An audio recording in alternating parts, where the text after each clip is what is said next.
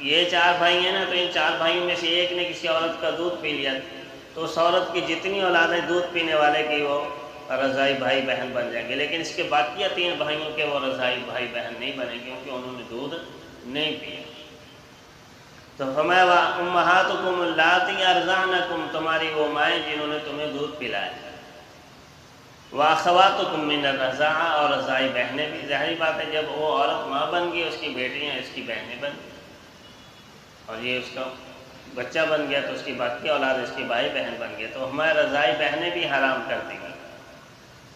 وامہات نسائکم، اور تمہاری بیویوں کی مائیں یعنی ساس، وہ بھی تمہارے اوپر حرام کر دی گئی،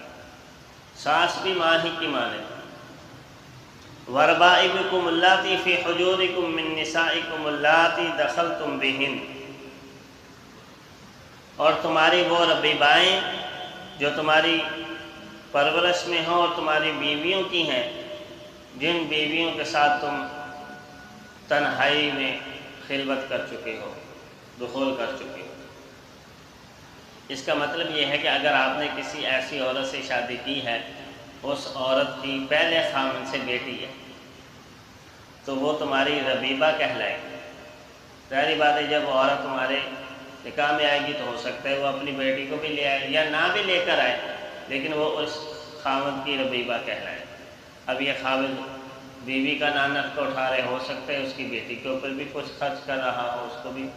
تو ہمیں وہ تمہاری ربیبہ ہے۔ ام سلمہ رضی اللہ تعالیٰ عنہ سے نبی کریم صلی اللہ علیہ وسلم نے نکاح کیا، 2 سال کا خاوند کی اولاد بھی تھی،